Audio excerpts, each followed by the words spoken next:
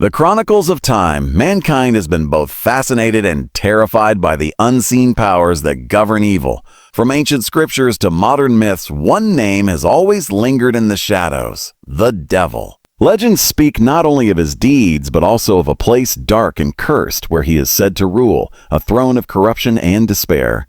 This place, whether in physical form or symbolic essence, has become the embodiment of human wickedness, greed, and the thirst for domination. Today, we uncover the dark tale behind the place where the devil sits on his throne. In the beginning, before kingdoms carved their names into the earth, and before empires dreamed of immortality, the world was a place of innocence. Humanity lived under the open sky, guided by faith, simplicity, and the laws of nature. But as knowledge grew, so did desire. What began as curiosity soon became greed, and what was once harmony turned into corruption. It was in this moment of moral decay that the ancients believed darkness found its voice, and the devil found his throne. The earliest civilizations, magnificent in their achievements, often carried within them the seeds of their destruction. Babylon, the city of towering ambition, sought to reach the heavens through its great ziggurat. The people believed they could stand equal to the divine, but in their pride, they forgot humility. The Tower of Babel became more than a story of architectural failure. It was the first symbol of mankind's arrogance, the birthplace of rebellion against moral order. The ancients whispered that it was there the devil first sat, watching with satisfaction as man turned against the Creator's design. Then came Sodom and Gomorrah, the twin cities of excess. Once prosperous centers of trade and culture, they descended into vice and cruelty. The people of these cities lost their compassion. The weak were exploited, the poor forgotten. Justice was mocked, and the sacred became profane. In these streets, historians and prophets alike found the essence of corruption, a society that worshipped its own pleasure. When fire rained from the sky, some said it was divine wrath, but others believed it was simply the consequence of evil consuming itself. The devil did not need to destroy these cities. Humanity did it willingly. Throughout history, the same pattern repeated itself. Egypt's dynasties, once symbols of divine kingship, enslaved their own people to build monuments of vanity. Rome, the great empire of law and order, became drunk on conquest and blood.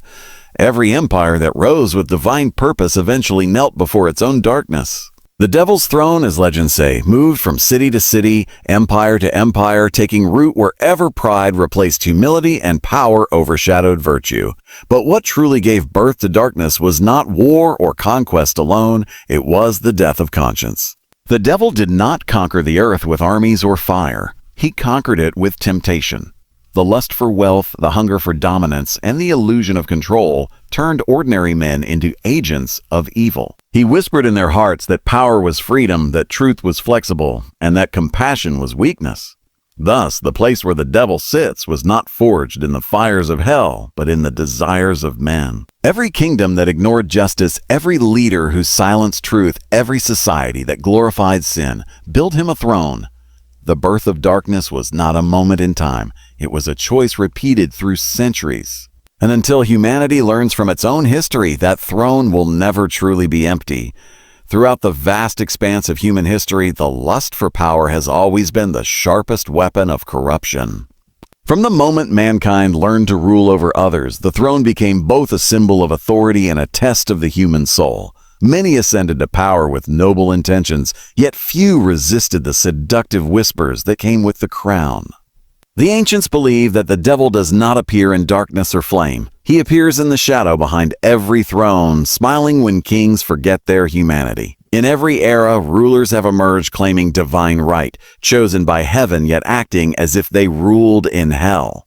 Pharaohs of Egypt, who once saw themselves as gods, enslaved thousands to construct monuments that reach the sky, not as a tribute to the divine, but as an eternal testament to their own pride. Their golden thrones glittered beneath the desert sun, but the cries of the oppressed echoed louder than their glory.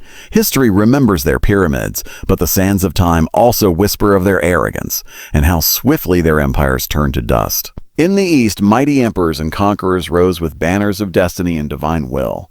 They claimed to bring unity and civilization, yet often left trails of blood across the earth. Palaces built from suffering, courts founded on deceit, and crowns stained with the tears of innocence. These were the devil's true masterpieces. He needed no fortress, no flames. Every tyrant who silenced truth, every monarch who crushed freedom, unknowingly built his throne higher. The devil's genius lies not in creating evil, but in convincing rulers that their evil is justified. When kings waged wars in the name of peace, when emperors slaughtered millions in the name of empire, when leaders enslaved nations for prosperity, the devil's work was already complete. His throne is carved from human ambition, and its seat is warmed by the pride of men who believe they are untouchable. But the story of these thrones is not just one of blood and tyranny. It is a warning. Power, in its purest form, is not evil. It is the hands that wield it which determine its nature. Yet throughout the centuries, few have been strong enough to resist the intoxication of control. For every ruler who governed with justice, 10 rose who ruled with fear. For every king who sought peace, 10 sought domination. The devil needs only to whisper once, and men will destroy themselves to obey. The thrones of power, whether golden or gilded with lies, have always been fragile. They are built on promises but crumble under pride. When the mighty forget that power is a responsibility, not a right, they awaken the oldest curse of all, the belief that they are greater than the truth. And in that moment, when conscience is silenced and compassion dies, the devil does not need to conquer the world. He simply sits upon his throne, watching men do it for him. As the march of civilization advanced, humanity's greed evolved alongside its progress. The devil no longer needed temples of stone or altars of sacrifice. He found comfort within the glittering cities of man, the centers of trade, politics, and power. These were not cities built on faith or compassion, but on ambition. Their towers rose toward the heavens, their streets overflowed with wealth, and yet beneath that brilliance, the roots of decay spread silently. These cities became the new seats of corruption, the places where the devil, invisible yet ever-present, ruled through human desire. In ancient times, cities like Babylon and Tyre stood as marvels of human achievement. They boasted architecture, culture, and commerce unlike anything the world had seen. But beneath their golden facades lay the disease of moral decay. The people measured greatness not by virtue, but by wealth. Their temples became markets, their priests became merchants, and their gods became excuses. It was said that in Babylon's ziggurats and palaces, the devil himself sat unseen, smiling as the powerful preyed upon the weak. The throne he once occupied in myth had now taken the form of man's own creation, the city itself. As time moved forward, corruption changed its costume but not its essence. The bustling centers of the medieval world, Rome, Constantinople, and others, grew into magnificent empires of faith and power. But with power came greed, and with greed came hypocrisy. Justice could be bought, truth could be silenced, and gold became the new god. The devil did not need to whisper lies when the people themselves spoke them daily. The markets, courts, and palaces became his dominions, each transaction of deceit another brick in his unseen kingdom. In modern times, the cities of corruption grew brighter and louder. Steel replaced stone, and technology became the new idol. Yet the essence remained the same: ambition without morality. Corporations replaced kings, banks replaced temples, and political thrones replaced divine ones. The devil's throne expanded not in a single place but across continents. In every office where injustice is signed, in every deal made through exploitation, in every corner where the truth is traded for convenience. He no longer rules from the shadows, he thrives in the spotlight of human pride. The tragedy of these cities lies in their blindness. The citizens walk proudly beneath skyscrapers and monuments, believing they have conquered the world. But they do not see the corruption that seeps through their systems, the hunger for control, the indifference to suffering, the silent approval of deceit. These are the invisible chains that bind them to the devil's throne. And yet, the story is not without hope. Every city that has fallen to corruption has also witnessed the rise of conscience, the brave few who dare to speak truth amidst lies. The devil may sit upon his throne, but his power is never absolute. For every act of greed, there exists a spark of goodness waiting to ignite. The cities of corruption may belong to him, but the hearts of the just always belong to something far greater.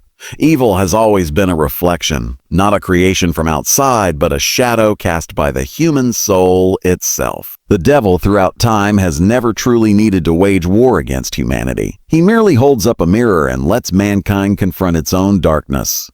In that reflection, he finds his power. For every sin, every betrayal, every act of cruelty, the devil does not rejoice in destruction, but in imitation. His greatest victory is not ruling over hell, but convincing humanity to build it on earth. When people look into the mirror of evil, they rarely see a monster. They see themselves justified, righteous, and convinced of their own goodness. The devil's throne is not forged in fire, but in self-deception. It is built every time a man lies to himself, claiming his cruelty is justice, his greed is ambition, his silence is wisdom. The moment truth bends to convenience, the reflection darkens and the throne grows stronger. History's greatest evils did not arise from chaos, but from ordinary people who believed they were doing what was necessary. The devil's genius lies in subtlety. He does not need to roar when he can whisper, Whole Z. He does not demand obedience. He offers excuses. Every dictator began as a patriot, every tyrant as a protector, every corrupt ruler as a savior. The mirror of humanity distorts, not because it is cracked, but because we refuse to see clearly. And in this blindness, the devil sits, not on a distant throne of fire, but in the quiet corners of the human heart where conscience is ignored. Consider the pages of history. Wars fought in the name of peace, faith twisted into fanaticism, justice turned into revenge. These are not the works of demons, but of men who stared into the mirror and mistook their reflection for truth. The devil does not need to appear in form when man himself can become his image. Every act of betrayal, every unjust law, every selfish decision that sacrifices others for gain, all are fragments of the same reflection. But this mirror does not only reveal darkness, it offers a chance for awakening. To look honestly into it is to confront the devil within and deny him his throne. For the strength of evil is not its existence, but our acceptance of it. The moment one person chooses truth over deceit, compassion over cruelty, courage over fear, the reflection changes, the throne trembles. It is said that when man was created, he was given both light and shadow, the freedom to choose between the two. The devil cannot create evil without human permission, nor can he maintain power without human silence.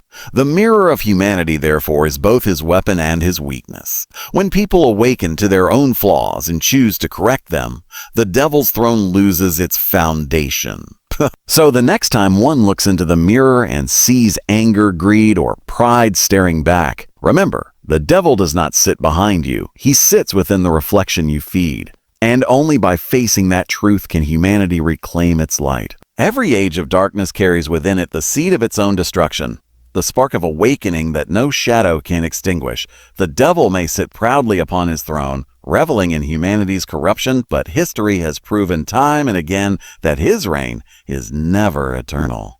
For just when evil believes itself invincible, the conscience of mankind rises from the ashes. The fall of darkness always begins with a single awakening, a single voice that refuses to be silent. When civilizations reached their peak of arrogance, when kings declared themselves gods, and when greed became the law of the land, the world seemed lost. Yet in those very moments, the spirit of resistance was born. The fall of tyrants, the collapse of empires, and the revolutions that reshaped the earth all began with those who dared to see through the illusion, who realized that the devil's throne was built not from power, but from submission. And when people stopped kneeling, the throne began to crumble.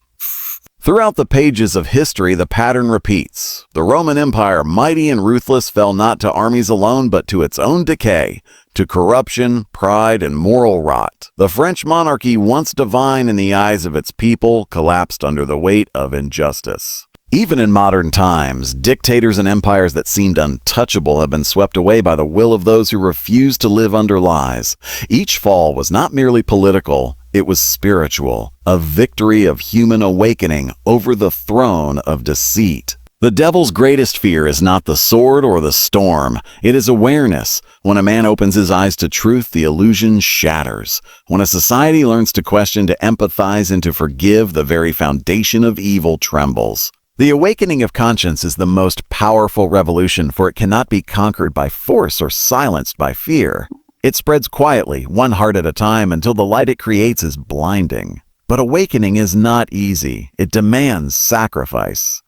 It requires the courage to stand against comfort, to speak when silence is safer, to forgive when hatred is easy. Every reformer, every freedom fighter, Every truth seeker who has changed the course of history did so by confronting the devil within, the temptation to give up, to conform, to despair. Their triumphs were not only victories over systems of oppression, but victories over the darkness in human nature itself. And so the cycle continues. Corruption, fall, awakening. The devil's throne still stands in every age, waiting for humanity to forget. But it is never permanent. For every generation that succumbs to greed, another rises in truth. Every empire built on lies will one day face the dawn. The throne of the devil may be ancient, but it is fragile, for no darkness, no matter how deep, can withstand the persistent flame of the awakened soul.